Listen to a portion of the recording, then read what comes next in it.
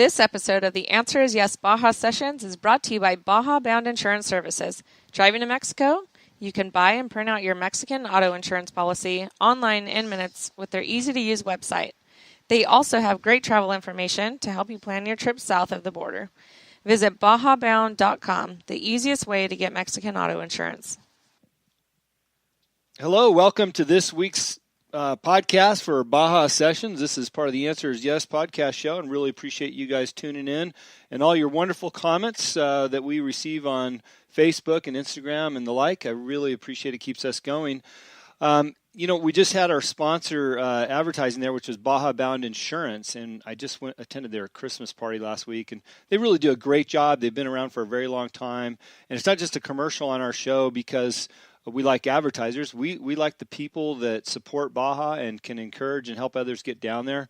And we just think they're a wonderful company, great group of people. And they threw one heck of a party down in San Diego at the Mike Hess Brewery with a whole group of wonderful people. I saw my old racing buddy Cameron Steele and a slew of other Baja racers. But I was in passing, I saw this book on a table that was written by David Kier. It's called Baja California, Land of Missions. And I reached out to David to see if he'd be on today's show, and guess what? I got him on the line. So, David, hello. How are you today? Hi there. I'm doing great. Thank you for calling. It's a pleasure to be a part of your show. You know, David, I wasn't aware of your book, but I'm always intrigued by anybody that's taken the time to write anything about Baja, from a blog to a complete book to putting together a movie. And it intrigued me enough to reach out to do a little research on your book. I think you've done a fantastic job putting something together that I wanted to tell the world about. And I'm just wondering, I know this is probably a 2 or 3 show topic, but can you tell us in brief what your book is about and kind of some of the topics that you cover? You bet, exactly. The book is about, first of all, the discovery of California, because Baja California was the first California. And so when they talk about the Missions of California and the discovery of California, it all happened in Baja first. And so my book is about the discovery of California, and it goes on to how the Spanish, who were the discoverers, claimed California and decided to colonize it. And by doing, they did so by using the mission system. And missions were used throughout the New World to help colonize an area for the King of Spain. And by using missions, they would teach the local population how to live and function as the Europeans believe the correct way to do so. And as we know from a lot of talk nowadays, that's not really considered a great way to do things. But back in the 1600s and 1700s, that was totally the way they understood how to make it all possible for the Europeans to come over and start to live in the New World. And that was first make the local population subjects of the king and happy and farming and doing everything that the Europeans recognized, and not to be attacked and killed and all the things that could have happened with Indians when the Europeans came over. So it was basically to pacify the local population and to teach them the European way of doing things. And it ended up not working out so well in the end, but totally not the intention of the missionaries or the Spanish government to have the population disappear from the diseases that were introduced. And they weren't all introduced by the missionaries alone. It was introduced by not only the Spanish soldiers that came over to protect the missions, but also from pearlers and pirates that came over long before the missions were established. So the diseases were introduced early on, and over time they just grew and spread, and the Indians didn't have a way of resisting that. But the book is about the colonization of California with the mission system. So it talks about the 27 missions that are in Baja California, and as well as the El Camino Real, which connected the missions, and the Visitas. And the Visita is the name they use for what was called a visiting station, or basically a satellite outpost mission away from the mother or head mission. And there were Visitas at most of the missions spread out.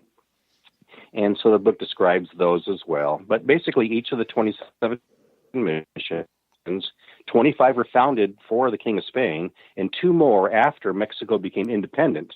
And the Dominican missionaries that were in Baja California continued to establish missions after Spain's loss of Mexico to independence. And so 2 of the missions are what we call Mexican missions. and the other 25 were Spanish missions. So it explains all of that for each one. And I also go into the legends of the lost missions and the fables, if you will, and the myths of Baja. And there's a little bit about that in there too, about what are lost missions and what were missions, what weren't really missions. And I also name and describe all of the missionaries that were assigned that we know of into Baja California. And there was, well over 200, I guess, 200 missionaries in all. And I've named them all in my book. And I don't think any other book goes into a lot of the detail that I've gone into in this handy little book that actually fits in your glove box. So it isn't a huge volume. I've condensed a lot of information, and it's full of maps and photos. And I think everyone will enjoy it that wants to learn about this part of Baja's history. David, let me ask you something. When the Spaniards arrived with these missions, was that the first form of what I'd call organized religion in the Californias? Well, beyond what the local natives, had for religion, they had their medicine men and their ceremonies and stuff that we know a little about, but not a lot. But as far as organized religion, I guess so. Yeah, when the Jesuits came over, it was to establish a foothold in California and then expand from there. And missionaries had arrived into Baja, or what we called then just California, earlier times on both pearling ships and exploration ships from the beyond the 1500s when the California was discovered, and tried to convert. Their goal is, of course, to convert souls to the church or to God, and they were on these ships that explored California, but they always were really not too successful at converting the natives, at least in that form. So the Jesuits were the order of the Catholic Church that really got strong on wanting to convert the natives of the New World. In Spain, and the Jesuits created a deal, whereas the Jesuits could have California to convert, but they'd have to raise their money to do so from wealthy Europeans and others that would contribute. And Spain said, okay, you can have California as your autonomous area, because, and the reason the Jesuits wanted autonomy over California was because one of the earlier expeditions to establish a mission, the Spanish soldiers were very unruly, and when they left the port, in this case it was La Paz, they fired their cannon upon the Indians, sort of as a take that, for chasing us out of here, and killed a lot of the natives. And it was totally infuriated the Jesuit priests that were on board the ship. Uh-huh. And the Jesuits told the Spanish government, say, hey, we will do this, but we want to have control over those soldiers. They have to be under our direction, and they can't just be, willy-nilly do what they want with the natives. And so Spain said, okay, but then you got to raise the money to support that. So that's how the missionary program actually got started, with the first mission at Loreto was under this new program. Interesting. So, I'm in the wine business, and I've been in the tequila business and the vodka business most of my life. So I'm always looking at things from that perspective. And we know that the Spaniards came over and taught the principles of distillation and making wine, as well as spirits down in Guadalajara in Mexico, tequila specifically. What other items do you know that they are responsible for teaching us here in the Californias, or that they brought over from Europe back in the day that have stuck?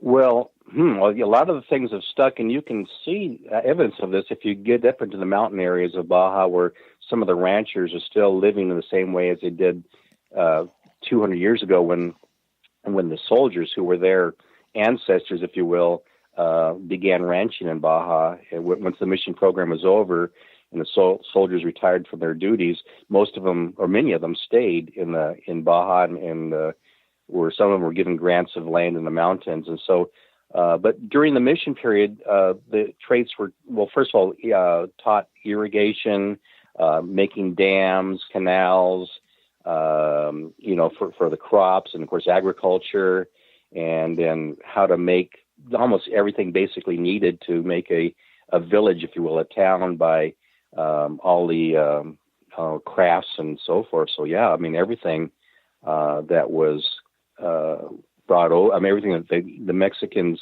continued to do in Baja California after the Spanish left, were all brought there and taught by the missionaries, and the tradesmen that were brought over from the Mexican mainland to Baja as far as Masons go, you see the giant stone churches like at San Javier or San Ignacio and Mulegé.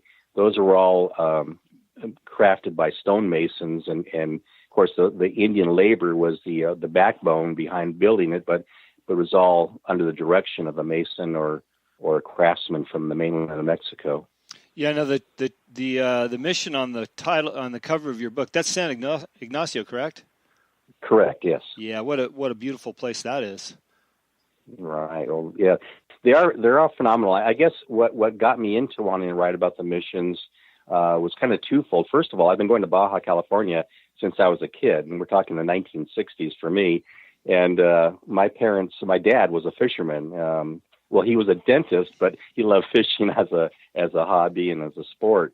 And he was told, hey, you want to go fishing, you got to go to Baja. But because there's no paved roads going to these beaches and bays and things, you'll need to get a Jeep. And so that's what happened. My dad went out and bought a Jeep Wagoneer, so it would be a Jeep that was suitable for his wife and his son, and they could travel down to Baja and find these places. So I got to see Baja before the paved highways, and it was just phenomenal and had such a huge effect on me that I was just addicted to Baja right from I was about 8 years old on. So yeah, and my mom loved history, so she'd like to see the graveyards and of course the missions and things. And so that part. So my dad instilled the four-wheeling love, and so I've always had a off-road or four-wheel drive vehicle, I think, just most of my life.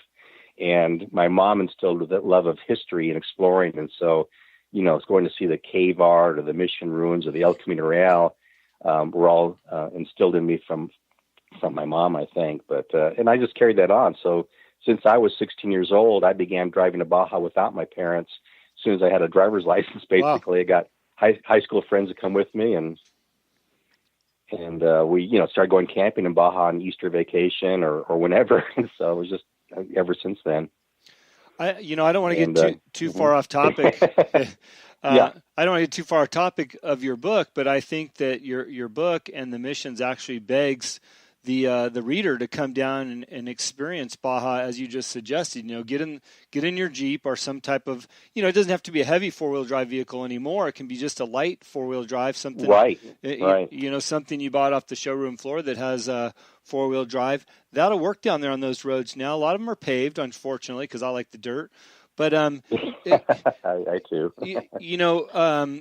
Tell our listeners, how easy it is to go down there, because we're constantly beating that drum. But this is just I would just love to hear your perspective on travel down in Baja. Yeah, I don't let the newspaper dictate to me, what I can enjoy in life. I mean, if you're worried about crime, I mean, there are murders and robberies every day in the San Diego news in the area where I live. And yet I leave my house on a daily basis without fear. And so when crime happens to an American tourist, maybe once a year or if that often, I'm certainly not going to let that deter me from enjoying the land that has been so fascinating to me all my life. So it doesn't bother me. I just drive across the border and enjoy it. And I'm not a city guy, so I head past the city areas pretty quickly. And you can do that. Sure, there's traffic and stuff, but you just follow the signs and just like you do anywhere else and stop for the stoplights and everything will be fine. And we just have a great time. So, yeah, you're going into a different country and there's a couple things you have to do. And you do definitely want to use a company like Baja Bound to get your insurance, because your American policy doesn't cover everything for you when you're in Mexico. So just be covered if there is a problem. But I've never had a problem. I've been going to Baja for, over 50 years. So It's not been a problem for me ever. Yeah. And I agree with you. Now, if you go to your website, which is vivabaja.com, there's the cover of your books right there. But behind your book is just this beautiful bay. I've seen it. I'm just not familiar exactly what that location is. But, man, that's the kind of scenery you can expect to see in Baja, both coastlines, for hundreds and hundreds of miles. And it's endless. And that's what I tried to tell people on this show that are listening, like, please go down. So where is that picture taken, and what can you tell us about that area? Sure. That's at Bahia Concepcion. The particular bay is a bay in the Bay of Concepcion, which is El Coyote, or Coyote Bay. Bay of Concepcion is over 20 miles long, and it has little bays and